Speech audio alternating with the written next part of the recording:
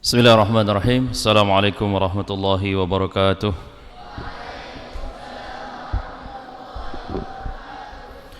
Innal hamdalillah nahmaduhu wa nasta'inuhu wa nastaghfiruh wa na'udzu billahi min shururi anfusina wa sayyiati a'malina. May yahdihillahu fala mudilla lahu wa may yudlil fala hadiya lahu. Asyhadu an la ilaha illallah wahdahu la syarika lahu wa asyhadu anna Muhammadan 'abduhu wa rasuluh. Sallallahu alaihi wa ala alihi wa ashabihi wa man tabi'ahum bi ihsanin ila yaumiddin, amma ba'd. Jamaah kaum muslimin muslimat rahimani wa rahimakumullah. Puji dan syukur kita panjatkan kehadirat Allah Jalla Jalaluh atas segala limpahan nikmat dan karunia-Nya. Pada kesempatan malam hari ini kita dikumpulkan kembali oleh Allah Subhanahu wa taala di dalam majelis-majelis ilmu yang semoga apa yang kita laksanakan pada malam hari ini dapat memberikan dampak positif kepada kita, dan terkhusus pada tentang materi kita pada malam hari ini semoga bisa memberikan motivasi dan dorongan semangat tentang anjuran untuk melaksanakan sholat 5 waktu. Kita masih melanjutkan pembahasan kitab Sahih Targhib wa Tarhib. Kita masih dalam pembahasan anjuran salat secara mutlak, ya. Kita akan melanjutkan di pembahasan hadis yang ke-394. Jemaah kaum muslimin rahimani wa rahimakumullah. Di dalam kehidupan seorang muslim, salat merupakan perkara yang sangat penting, ya. Sesuatu yang harus diprioritaskan di dalam kehidupan seorang muslim. Rasulullah sallallahu alaihi wasallam mengatakan, "Ra'sul amril Islam wa 'amuduhus shalah." Pokok perkara adalah Islam, tiangnya adalah salat. Ketika seseorang menginginkan kebaikan di dunia dan di akhirat, tidak ada jawaban yang lebih tepat kecuali dia memperbaiki sholatnya. Orang yang ingin kehidupannya tenang, rezekinya lancar, ya, rumah tangganya sakinah mawaddah warahmah, maka dirikanlah sholat. Jadikanlah sholat itu sebagai pedoman di dalam kehidupannya. Orang menginginkan kebahagiaan di dunia harus dengan sholat. Begitu juga kebahagiaan-kebahagiaan yang akan dicapai oleh seseorang di akhirat tidaklah lain dan tidaklah bukan dengan mendirikan salat. Awwalu ma yuhasabu bihi yaumal qiyamah as-shalah. Kata Rasulullah sallallahu alaihi wasallam, hal pertama yang akan dipertanyakan oleh Allah Subhanahu wa taala pada hari kiamat adalah salat. Jadi seorang muslim menginginkan kebaikan di dunia dan di akhirat, hendaklah menjadikan salat menjadi perkara yang diprioritaskan di dalam kehidupannya. Melalui salat seorang muslim dapat merasakan kedekatan dengan Allah Subhanahu wa taala, mendapatkan ketenangan batin dan memperkuat iman dan takwa kepada Allah Jalla Jalaluh. Ya. Kalau didefinisikan jemaah sekalian, diartikan secara harfiah, salat itu diartikan sebagai doa, ya. Doa yang seseorang mendirikan salat, hakikatnya dia sedang berdoa kepada Allah Subhanahu wa taala. Coba perhatikan dari mulai seseorang mengangkat tangannya dengan mengagungkan Allah Subhanahu wa taala dengan ucapan takbiratul ihram, ya. Kemudian di dalam surah Al-Fatihah juga disebutkan tentang pujian-pujian kepada Allah, kemudian permintaan-permintaan yang berkaitan dengan kebaikan kita di dunia dan di akhirat. Itu kandungan di dalam surat Al-Fatihah, ya. Dan juga disebutkan di dalam hadits qudsi bahwa orang yang sedang membaca suratul Fatihah sejatinya dia sedang bercakap-cakap dengan Allah Subhanahu wa taala. Jadi ketika kita membaca suratul Fatihah, kita sedang bercakap-cakap dengan Allah Subhanahu wa taala. Ketika kita mengucapkan alhamdulillahi rabbil alamin, apa kata Allah Subhanahu wa taala? Hambaku sedang memujiku. Ya. Kalimat Ar-Rahmanir Rahim, Allah yang Maha Pengasih lagi Maha Penyayang. Ya. Allah Subhanahu wa taala mengatakan, hambaku sedang memujiku. Ya. Sampai kepada kalimat iyyaka na'budu wa iyyaka nasta'in. Kemudian ihdinas siratal mustaqim. Ya. Di situ adalah ucapan permintaan. Kita meminta kepada Allah agar diberikan jalan yang lurus, jalan kebaikan, ketenangan, kemakmuran, kesejahteraan, kebaikan dunia dan di akhirat. Jadi jemaah sekalian, seseorang yang memperhatikan salatnya, memperhatikan daripada hukum-hukumnya, tata caranya, maka sejatinya dia sedang memperbaiki kehidupannya. Ya, dia memperhatikan salatnya tepat waktu, kemudian memahami bacaan-bacaannya, maka dia akan mendapatkan kebaikan yang tidak akan didapatkan oleh orang lain kecuali orang-orang yang mendirikan salat. Jemaah sekalian, di dalam kitab yang akan kita bahas, yaitu Sahih Targhib wa Tarhib, di dalam hadis yang ke-394, Rasulullah SAW bersabda dari jalan hadis Abu Dawud, dari hadis Zaid bin Khalid Al-Juhaini radhiyallahu anhu, bahwasanya Rasulullah SAW bersabda, man tawadda'a fa ahsana al-wudu' thumma shalla rak'ataini la yashu fihima ghufira lahu ma taqaddama min dhanbih. Rasulullah SAW bersabda, barang siapa yang berwudu lalu dia membaguskan wudunya, kemudian dia salat 2 rakaat, kemudian dia tidak lalai dalam salatnya, niscaya dosa-dosanya yang telah berlalu diampuni oleh Allah Subhanahu wa taala. Jemaah sekalian, perkara kesulitan, musibah, bencana yang melanda satu kaum, yang melanda setiap manusia, itu diakibatkan dari dosa yang dia kerjakan.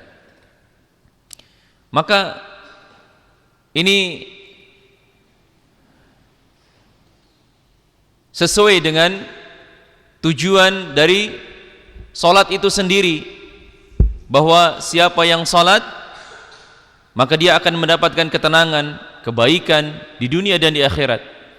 Karena orang yang berwudu kemudian dia mendirikan salat, maka Allah menjanjikan ampunan baginya, dosa-dosanya diampuni. Tidak ada sesuatu yang lebih menenangkan jiwa jemaah sekalian daripada dosa-dosa yang kita lakukan ini diampuni oleh Allah Subhanahu wa taala.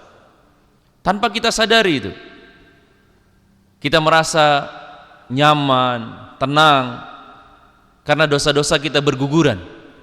Beban yang selama ini menyesakkan hati kita, ya, kita sadari ataupun tidak jemaah sekalian, terkadang kita merasa bahwa ada sesuatu yang mengejar kita, dada kita terasa sesak, tidak bisa tidur di malam hari, tidak tahu apa sebabnya.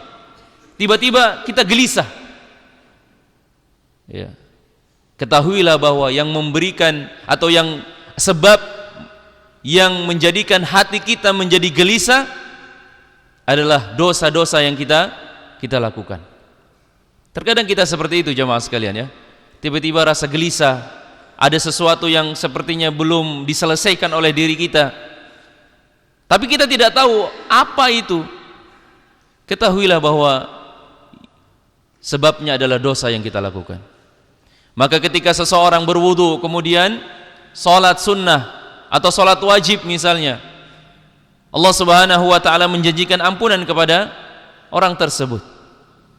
Dan ini juga sebagai dalil bahwa orang yang melakukan wudu dibolehkan salat sunnah 2 rakaat kapanpun dan dimanapun dia berada, meskipun di waktu-waktu yang terlarang. Kan ada waktu yang terlarang untuk sholat ya. Yang pertama apa? Ketika terbit matahari sampai matahari setinggi galah ya. Atau ketika matahari di atas kepala kita ya, sampai dia condong ke arah barat. Kemudian yang terakhir, waktu larangan sholat itu ketika matahari hendak terbenam. Akan tetapi ketika seseorang wudu, maka disunnahkan setelah wudu untuk sholat sunnah dua rakaat meskipun di waktu yang terlarang. Ya, seperti itu. Jadi saya ulang, Rasulullah SAW bersabda, man tawadda'a fa ahsanal wudu, barang siapa yang berwudu maka perbaguslah wudunya. Maksudnya apa nih diperbagus? Diperhatikan, jangan buru-buru. Tunaikan daripada hak-hak daripada anggota wudu. Usahakan semuanya terbasuh oleh air wudu. Ya, di sela-sela tangan, jari, kemudian ya, di batas rambut antara anak telinga dan apa namanya nih? Apa ya namanya nih? Cambang ya. Rambut tipis yang ada di dekat telinga itu harus basah. Bukan hanya area depan muka saja, tapi rambut-rambut, bahkan jenggot-jenggot yang tipis itu harus terkena air di dalamnya. Beda kalau jenggot yang tebal. Kalau yang tebal itu cukup diusap sudah ya memenuhi syarat sahnya wudu. Tapi kalau yang masih jenggot-jenggot tipis, maka dia harus basah sampai di akar-akar rambutnya. Itu yang dimaksud dengan fa ahsinul wudu, memperbagus wudunya. Kemudian di sela-sela jari ya harus basah. Yang punya kuku-kuku yang tidak dipotong itu harus basah di bawah kukunya. Karena kalau tidak basah berarti wudunya tidak sah. Kemudian di belakang siku-sikunya, karena kadang-kadang orang wudu cuma diusap depannya saja, tapi sikunya tidak kena. Kemudian di mana? Di tumit kaki. Itu juga harus terbasuh dengan air wudu. Jadi kalau sudah wudunya sempurna, maka dia mendapatkan keutamaan yang disebutkan oleh Rasulullah SAW. Tapi kalau wudunya belum sempurna, maka dia tidak mendapatkan keutamaan yang dijanjikan oleh Rasulullah SAW, berupa pengampunan dari dosa-dosa yang telah kita kerjakan. Di dalam riwayat Abu Dawud disebutkan bahwa Rasulullah SAW bersabda, "Ma min ahadin yatawaddau fayuhsinul wudu wa yusalli rak'ataini yuqbila biqalbihi wa wajhihi 'alaihima illa wajabat lahul jannah." Tidak ada seorang yang berwudu lalu dia membaguskan wudunya dan dia salat 2 rakaat berkonsentrasi kepadanya dengan hati dan wajahnya, kecuali dia wajib untuk dimasukkan ke dalam syurga. Masya Allah. Coba bayangkan jemaah, siapa yang hatinya tidak bahagia, tidak tenang ya, ketika mendirikan salat dengan khusyuk ya, mengharapkan wajah Allah Subhanahu wa taala, mengharapkan keridhaan Allah Subhanahu wa taala. Tidak ada yang kita harapkan kecuali keridhaan Allah Subhanahu wa taala. Wajabat lahul jannah, wajib baginya mendapatkan surga orang itu. Jadi hadis ini menunjukkan dan menekankan tentang keikhlasan orang yang mendirikan sholat. Hati-hati orang yang sholat tapi tidak ikhlas, mengharapkan pujian, mengharapkan sanjungan, dia tidak akan mendapatkan apa-apa kecuali sanjungan dari manusia. Tapi orang yang sholatnya ikhlas, hanya mengharapkan ridho dari Allah Subhanahu wa taala, mengharapkan pertemuan dengan Allah Subhanahu wa taala pada hari kiamat, wajabat lahul jannah, maka dia wajib ya. Jadi kalau dibilang wajib tidak ada tawaran lain lagi tuh. Wajib dia masuk surga. Jadi ini jaminan dari Rasulullah SAW ya. Bukan jaminan dari manusia biasa, tapi manusia yang istimewa. Rasulullah SAW. Kemudian hadis yang selanjutnya, hadis yang ke-395 dari Uqbah bin Amir radhiyallahu anhu, dia berkata, "Kunna ma'a Rasulillah sallallahu alaihi wasallam." Suatu hari, kata Amir, kami sedang bersama Rasulullah sallallahu alaihi wasallam. Huddama anfusina, di mana kami sedang melayani diri kami sendiri dengan kami sedang natanawalu ra'iyatihi ri'ayata iblina, yaitu ketika kami sedang menggembalakan unta-unta kami. Kata Amir, fakanat alayya ri'ayatul ibil, aku bertugas menggembalakan unta. Farawahtuha bil ashi fa adraktu Rasulullah sallallahu alaihi wasallam. Kemudian ketika aku berlalu, maksudnya berjalan, aku berjumpa Rasulullah sallallahu alaihi wasallam yakhtubun nas. Rasulullah sedang berkhutbah kepada manusia, maksudnya sedang berceramah, sedang menyampaikan petuah-petuah. Fasami'tuhu, kemudian aku pun mendengar ucapan dari Rasulullah sallallahu alaihi wasallam, yaqul, ma minkum min ahadin. Ya. Dia mendengar Rasulullah mengatakan, siapa di antara kalian yatawaddau fayuhsinul wudu, barang siapa di antara kalian wudu kemudian menyempurnakan wudunya, membaguskan wudunya, thumma yaqumu fayarka'u rak'ataini, kemudian dia salat, dia ruku', ya, salat 2 rakaat, yuqbilu alaihima biqalbihi wa wajhihi, dia khusyuk, berkonsentrasi dengan hati dan wajahnya, illa qad aujaba, kecuali telah diwajibkan baginya mendapatkan syurga. Masya Allah. Faqultu bakhin ma ajwada hadha, kemudian aku mengatakan, bagus, alangkah bagusnya ini. Itu kata Amir. Jadi jemaah sekalian, ya, sudah beberapa hadis yang sudah kita baca ini menunjukkan tentang keutamaan dari sholat sunnah. Lalu bagaimana sholat wajibnya? Yang sunnah saja pahalanya luar biasa istimewa. Apalagi orang yang istiqamah, khusyuk dalam menjalankan sholat wajibnya yang 5 waktu itu, dari mulai subuh, zuhur, asar, maghrib, isya. Istiqamah dia menjalankan sholat 5 waktu dengan kekhusyuan, mengharapkan pahala dan rahmat dari Allah Subhanahu wa taala. Wajabat lahul jannah, maka orang-orang yang seperti ini wajib masuk surga. Ya. Lain halnya kalau orang yang sholat mengharapkan kemegahan dunia. Ada orang yang sholat seperti itu, ada jemaah sekalian. Ya. Ma min muslim, hadis yang selanjutnya, ma min muslim yatawaddau fayusbighul wudu summa yaqumu fis shalah.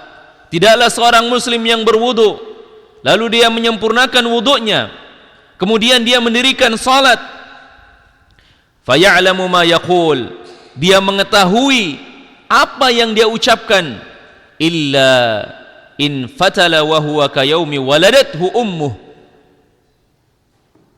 Seseorang yang wudu, dia menyempurnakan wudunya, kemudian dia salat, dan dia tahu apa yang dia baca di dalam salatnya, ya, maka kata Rasulullah, illan falata wa huwa kayaumi waladathu ummuh, maka kondisinya dia setelah salat itu seperti hari di mana dia dilahirkan, tanpa dosa.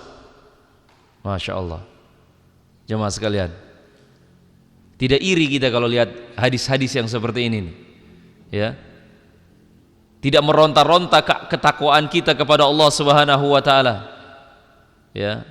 Senantiasa termotivasi meskipun cuacanya dingin di waktu subuh, kita berusaha untuk sholat tepat waktu. Meskipun cuacanya panas, waktu sholat zuhur dan asar, lelah, capek, paksakan diri kita. Karena capeknya kita di dunia tidak ada apa-apanya ketimbang capeknya seseorang nanti pada hari kiamat. Ya. Bayangkan bagaimana tidak jamaah sekalian, orang yang wudu menyempurnakan wudunya, setelah sholat dia diampuni dosanya seperti dia baru lahir, tidak ada dosa. Masya Allah. Syaratnya tadi apa? Syaratnya adalah faya'lamu ma yaqul, dia mengetahui apa yang dia baca. Maka pentingnya ini kita tahu bacaan-bacaan di dalam sholat, apa artinya, apa maknanya. Jangan hanya sekedar bacaan rutin zikir biasa-biasa saja. Dari mulai takbiratul ihram, Allahu Akbar, kita tahu itu apa artinya. Kemudian suratul Fatihah, kita harus tahu artinya itu. Kita tahu maknanya, lebih bagus kalau tahu maknanya. Bukan hanya sekedar artinya, tapi maknanya yang terkandung di dalam suratul Fatihah. Kemudian ketika kita ruku', kita membaca zikir, membaca doa, mengagungkan Allah Subhanahu wa taala dengan kebesaran dan keagungannya, dengan kemuliaannya. Kemudian kita sujud, merendahkan diri kita di hadapan Allah Subhanahu wa taala. Ya, menunjukkan kepasrahan kita kepada Allah Subhanahu wa taala. Ya. Bayangkan jamaah, kening bagi manusia atau kepala bagi manusia adalah sesuatu yang terhormat. Dan sesuatu yang terhormat ini diletakkan di atas tanah, menunjukkan kehinaan seorang hamba kepada Tuhannya. Kita tidak ada apa-apanya dibanding Allah Subhanahu wa taala.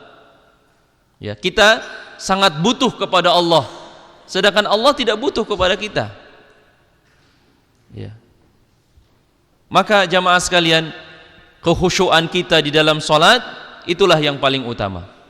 Keikhlasan di dalam salat itulah yang paling utama.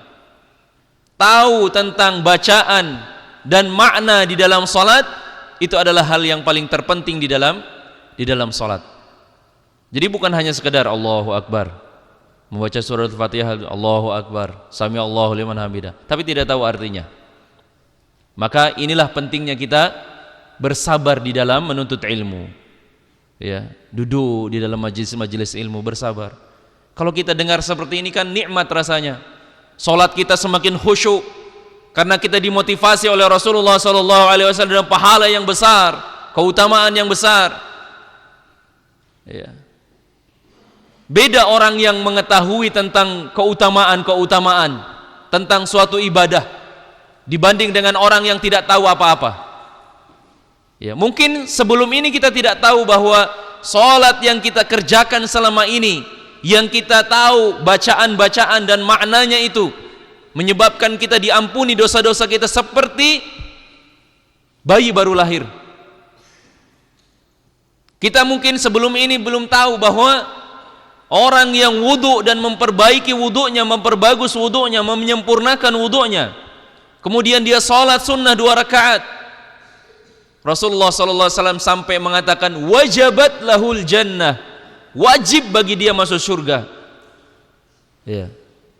Maka itulah keutamaan di antara seorang menuntut ilmu, jamaah sekalian.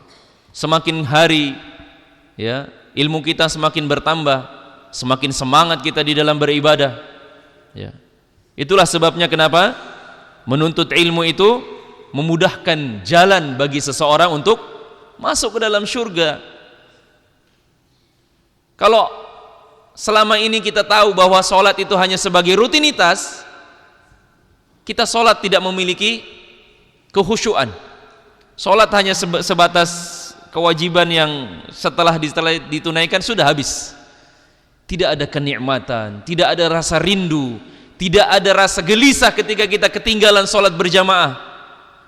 Tapi ketika kita sudah mendengar bagaimana keutamaan, janji, motivasi dari Rasulullah SAW, maka pasti kita merasa gelisah kalau kita tidak salat berjamaah. Kemudian hadis yang selanjutnya jamaah sekalian, dari Asim bin Sufyan Ats-Tsaqafi, annahum ghazaw ghazwatan, ya, bahwasanya mereka berperang dengan dalam suatu peperangan, disebutkan ghazwatus salasil, perang as-salasil. Faqatahumul ghazwa farabatu thumma raja'u ila Muawiyatin wa indahu Abu Ayyub wa Uqbah ibn Amir. Faqala Asim, ya Aba Ayyub, fatana al-ghazwa al-'am wa qad ukhbirana annahu man shalla fi masajidil arba' ghufira lahu dhanbahu. Faqala ya ibn akhi, adulluka ala ayyasara min adh-dhalik?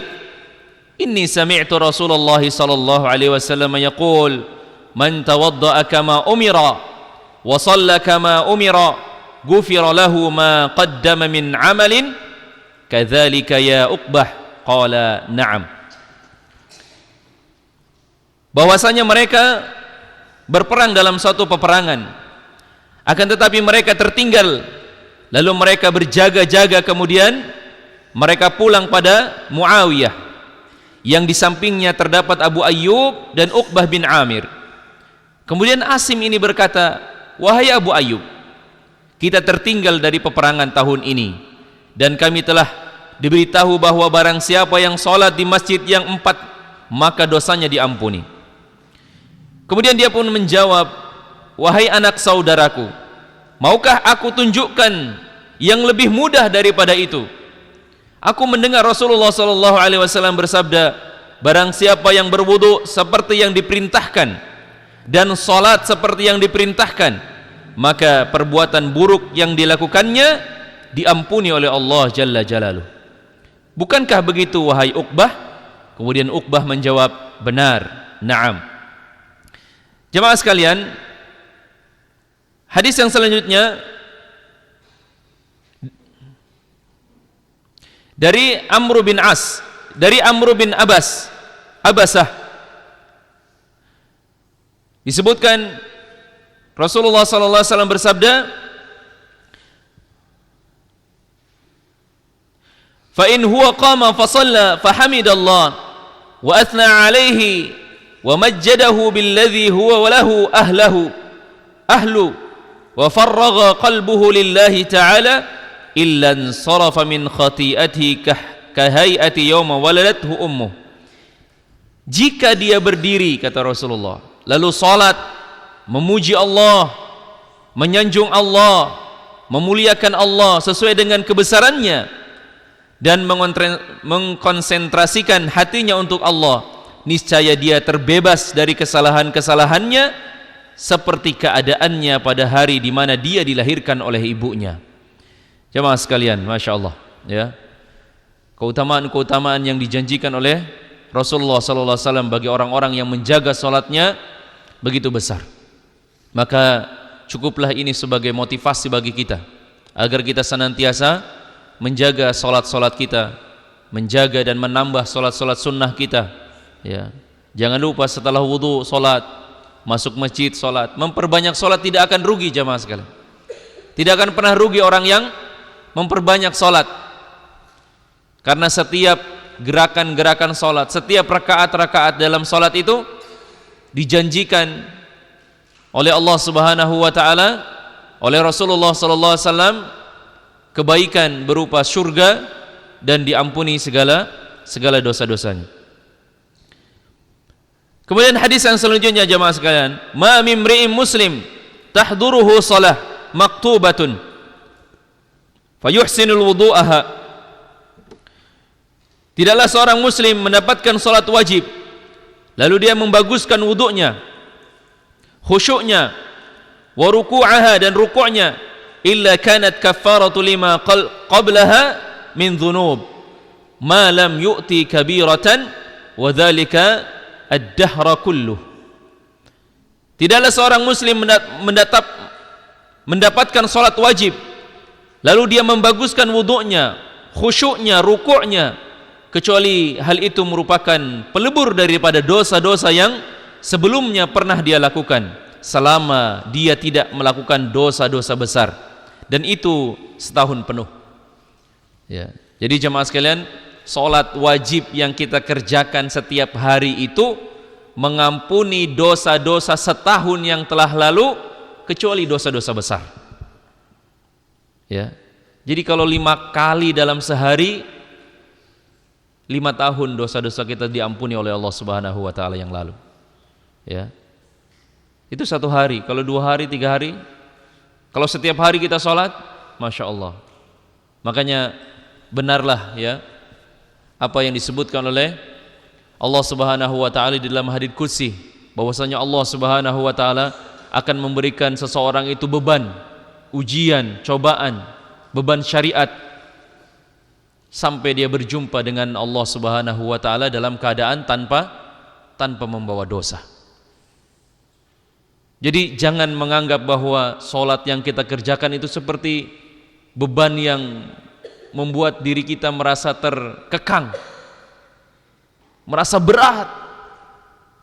Salat 5 waktu berat, bahkan salatnya mungkin tidak tepat waktu, atau mungkin bahkan tidak sama sekali misalnya, nauzubillahi min zalik. Padahal Allah Subhanahu wa taala menjanjikan kebaikan, menjanjikan ampunan bagi mereka orang-orang yang melaksanakan salat. Dan yang terakhir jemaah sekalian, hadis yang datang dari Ubadah. Kata beliau, aku mendengar Rasulullah sallallahu alaihi wasallam bersabda, 5 salawat iftaradahunna Allah Ta'ala man ahsana wudu'ahunna wa sallahunna liwaqtihinna wa antum ruku'ahunna wa sujudahunna wa khushu'ahunna kana lahu 'ala Allahi ahdun ay yaghfira lahu. Salat 5 waktu Allah mewajibkan bagi hamba-hambanya. Barang siapa dia berwudu, kemudian memperbagus daripada wudunya,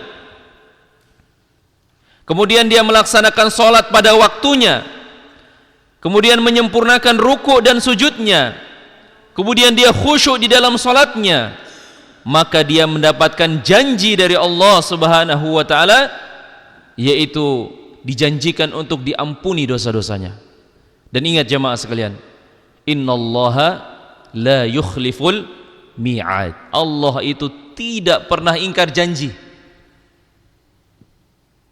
Dan Rasulullah sallallahu alaihi wasallam mengabarkan kepada kita di dalam hadis yang mulia ini, siapa yang salat wajib 5 waktu yang diwajibkan oleh Allah Subhanahu wa taala, kemudian dia memperbagus wudunya, memperbagus rukuk dan sujudnya, dan dia khusyuk di dalam salatnya, maka dia dijanjikan oleh Rasulullah sallallahu alaihi wasallam untuk diampuni dosa-dosanya. Dosa apapun itu jamaah sekalian. Ya. Allah berjanji akan mengampuni dosa-dosa kita. Yang jelas kita mau bertobat kepada Allah Subhanahu wa taala. Beda halnya kalau seseorang itu angkuh, sombong, tidak mau meminta maaf kepada Allah, merasa dirinya yang benar. Nah, ini yang repot. Bagaimana ceritanya seorang hamba bisa benar dari tuannya? Jemaah sekalian, semoga Allah Subhanahu wa taala memberikan kita kemudahan dan taufik untuk melaksanakan ibadah salat ini. Karena terkadang banyak gangguan-gangguan yang menyebabkan diri kita ini malas, menyebabkan diri kita ini berat di dalam menjalankan salat. Tapi yakinlah bahwa janji Allah Subhanahu wa taala itu tidak pernah akan lari dari apa yang sudah dijanjikan oleh Allah Subhanahu wa taala. Ketika Allah sudah berjanji untuk mengampuni dosa-dosa kita, pasti Allah akan mengampuni dosa-dosa kita. Ketika Allah Subhanahu wa taala berjanji untuk memasukkan kita ke dalam syurga, maka pasti Allah akan memasukkan kita ke dalam syurga. Yang jelas, jaga daripada syariat-syariat Allah, maka Allah akan menjaga kita. Demikian apa yang dapat kami sampaikan. kurang dan lebihnya kami mohon maaf. Kita tutup pertemuan kita dengan membaca doa kafaratul majlis. Subhanakallahumma wa bihamdik asyhadu an la ilaha illa anta astaghfiruka wa atubu ilaik. Wa akhiru da'wana alhamdulillahi rabbil alamin. Assalamualaikum warahmatullahi wabarakatuh.